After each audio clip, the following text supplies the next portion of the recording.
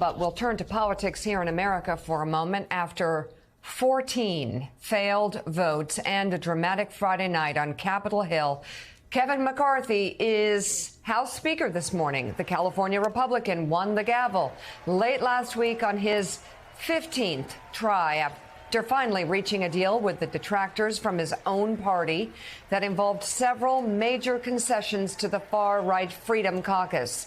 Those concessions include promised spending cuts, a package of changes to the rules that water down the Speaker's power, and giving Freedom Caucus members seats on key committees like the powerful Appropriations and Rules Committees.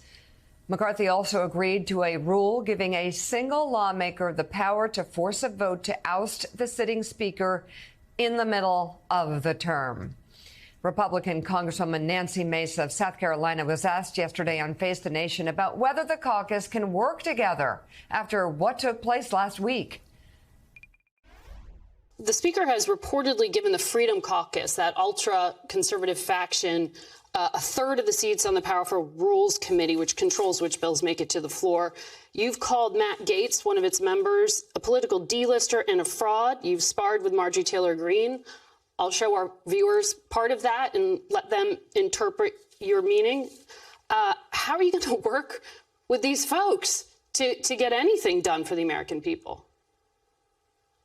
It's going to be very difficult. Matt Gaetz is a fraud. Every time he voted against Kevin McCarthy last week, he sent out a fundraising email.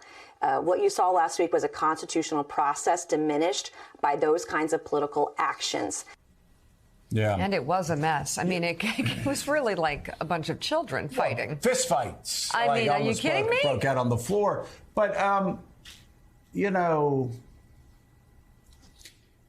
I said it wasn't a big deal as far as, you know, whatever happens, happens. They'll get a speaker at the end of the day. And at the end of the day, what do you call a speaker who doesn't get elected to the 15th vote? You call him Mr. Speaker. Yeah. So McCarthy's Speaker. He's accomplished his lifelong goal. My problem, though, right now, and my great concern, and I know there are a lot of people who are actually conservatives, unlike what the people you saw on the floor the other night that were positioning for whatever they were positioning for. Real conservatives like me are concerned about attacks on the military coming from this small Republican caucus, attacks on the intel community coming from this small congressional caucus. I talked about Ronald Reagan and what Reagan stood for and exporting freedom, exporting democracy, what we believed during the Cold War we were doing. You go back to those Cold War times, and Mark, let me go back to you as a former CIA guy. I will be honest with you. I am very nervous about these radicals who are not conservatives.